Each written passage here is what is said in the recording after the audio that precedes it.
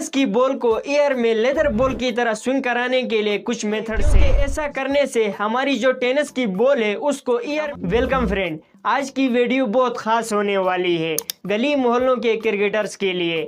हमने देखा है कि इंटरनेशनल क्रिकेट में फास्ट बॉलर अपनी बॉल को दोनों तरफ स्विंग करा सकते हैं, लेकिन लोकल क्रिकेट में एक फास्ट बॉलर अपनी बॉल को स्विंग नहीं करा सकता है, क्योंकि इंटरनेशनल क्रिकेट में लेदर बॉल का यूज़ होता है जिसके ऊपर सीम होती है और उस सीम की वजह से उनकी जो बॉल होती है वो एयर में स्विंग करती है। लेकिन लोकल क्रिकेट में हम टेनिस बॉल का यूज़ करते हैं जिसके ऊपर सीम नाम की कोई चीज़ नहीं होती है। तो क्या हम टेनिस की बॉल को एयर में स्विंग करा सकते हैं? आप में से कुछ लोग सोच रहे होंगे कि हाँ, हम टेनिस की बॉल को स्विंग करा सकते हैं लेग कटर और ऑफ कटर की हेल्प से। तो मैं आपको बताऊं कि आप गलत सोच रहे हो, क्योंकि लेग कटर और ऑफ कटर की हेल्प से हम टेनिस की जो बॉल होती है उसको पिच होने के बाद टर्न करा सकते हैं, ना कि एयर में स्विंग। टेनिस की बॉल को एयर में लेदर बॉल की तरह स्विंग कराने के लिए कुछ मेथड्स है जिन्हें सीखकर हम टेनिस बॉल को लेदर बॉल की तरह एयर में स्विंग करा सकते हैं। जैसे कि हमारी बॉल के ऊपर ग्रिप कैसी होनी चाहिए, हमने बॉल को रिलीज कैसे करना है, और हमने टेनिस की बॉल को एयर में स्विंग दिलाने के लिए हमारी बॉलिंग की स्पीड कितनी होनी चाहिए। तो इन सारी चीज़ों के बारे में आज की इस वीडियो में हम डिस्कस करेंगे।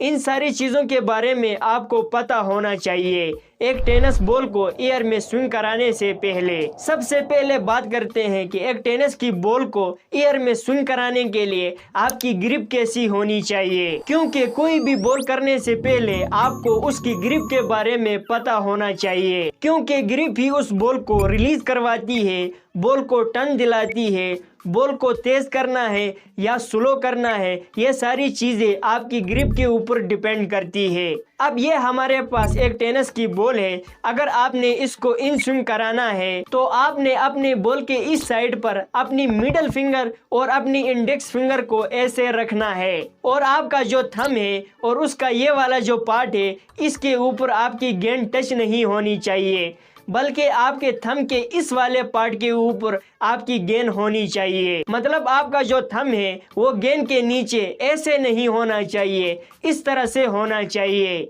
और अगर आपने अपनी बॉल को आउट स्विंग करवाना है तो आपने अपनी इंडेक्स फिंगर और अपनी मिडल फिंगर को बॉल के इस वाले साइड पर रखना है, और आपकी थंब की पोजीशन वही रहेगी जो इन स्विंग के लिए थी। अगर आप गौर से देखो तो मैंने अपने फिंगर्स को थोड़ा सा टेढ़ा पकड़ा हुआ है, ये इसलिए क्योंकि ऐसा करने से हमारी जो टेनिस की बॉल है उसको एयर में स्विंग मिलने की चांसेस बढ़ जाती है, क्योंकि आपकी ग्रिप ही है जो आपको टेनिस की बॉल को एयर में स्विंग कराने में हेल्प करेगी। और आप जानते हैं कि टेनिस की बॉल के ऊपर ना ही सीम होती है और ना ही कोई और ऐसी चीज़ होती है जिसकी हेल्प लेकर हम अपनी बॉल को एयर में स्विंग करा सकें, इसलिए हमारी फिंगर ही होती है जिनकी हेल्प से हम अपनी बॉल को स्विंग करा सकते हैं। अब ये समझते हैं कि टेनिस की बॉल को रिलीज करते टाइम हमने किस चीज का ख्याल रखना है। अब हमारे पास एक टेनिस की बॉल है जिसके ऊपर हमने आउट स्विंग के लिए ग्रिप बनाई हुई है। अब ये जो बॉल है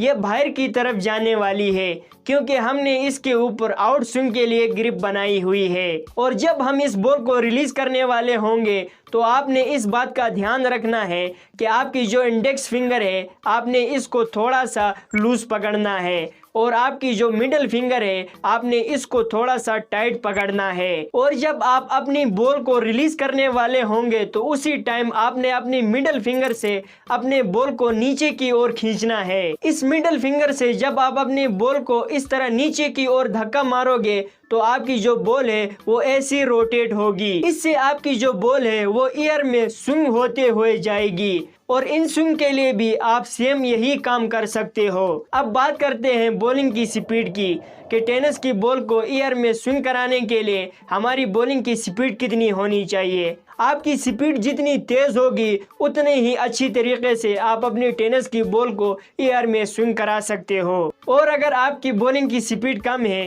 तो आप इसको बहुत इजीली इंक्रीज कर सकते हो। अपनी बॉलिंग की स्पीड को बढ़ाने के लिए आपने बॉल करते टाइम अपने नॉन बॉलिंग आर्म के लेवर को शॉर्ट रखना होगा, क्योंकि अगर आप अपने नॉन बॉलिंग आर्म को लंबा लेके आओगे तो उसमें टाइम लगेगा, और अगर आपका नॉन बॉलिंग आर्म को नीचे आने में टाइम लगेगा तो आपके बॉलिंग आर्म को ऊपर आने में टाइम लगेगा। तो इस वजह से आपकी जो बॉलिंग की स्पीड है वो कम हो जाती है। और अगर आप अपने नॉन बॉलिंग आर्म को शॉर्ट नीचे की तरफ लेके आओगे तो उतनी ही तेज़ी से आपका बॉलिंग आर्म आएगा और आपकी जो बॉलिंग की स्पीड है वो बढ़ेगी। अगर आप नॉन बॉलिंग आर्म को सही तरीके से कैसे यूज़ करते हैं इसके ऊपर डिटेल में वीडियो देखना चाहते हो तो इसके ऊपर मैंने वीडियो बनाई है जिसका थंबनेल आपको यहाँ पे शो कर रहा होगा, और इस वीडियो का डिस्क्रिप्शन में मैं लिंक भी दे दूंगा। तो आप ये वाली वीडियो देखने के बाद ये नॉन बॉलिंग आर्म के ऊपर जो मैंने वीडियो बनाई है उसको भी देख सकते हो। उसमें मैंने डिटेल से एक्सप्लेन किया हुआ है